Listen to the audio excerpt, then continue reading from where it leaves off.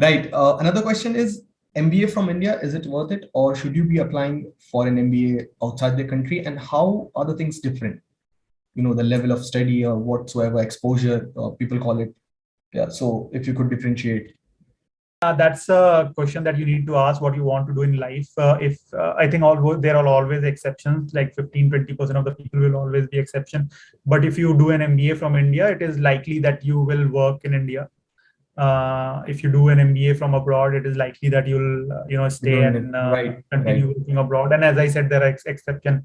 I also ended up going to US for 4 years, and then I decided to come back. But that's a different thing. So I'm saying that I myself is an exception. But if you are very sure that you want to study abroad and you want to settle abroad, then I would suggest do an MBA from outside India. From what I gather, those MBAs are very, very expensive, so be aware of that as well. Hmm. Another thing is that unlike in India, doing MBA, the people who do MBA outside India are very, very conscious about their choices.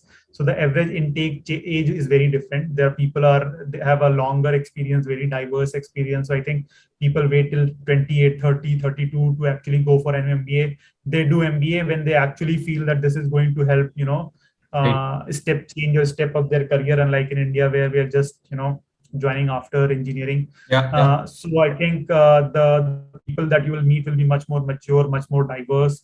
If you end up going to some of the best colleges that are there for MBA across the world, in the US, in Europe, I think the people you will meet will be, some of the best people from across the world, from Pakistan and Japan and China and Latin America, and of course wherever you are studying, like it's in the US or Europe. So I think the exposure and the learning will be completely different.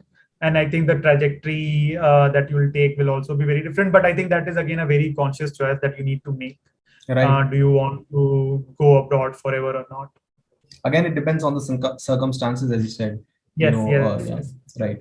So, also another question: MBA right after your undergraduate, or should you take 2 years of experience, let's say, and then do an MBA? Which one is better? So again, the question is, why do you want to do MBA? Right, right, right. So that question will also answer this question: are you doing because why do you want to take 2 years of time if you really want to do MBA? Are you trying to figure out, do I need MBA or not?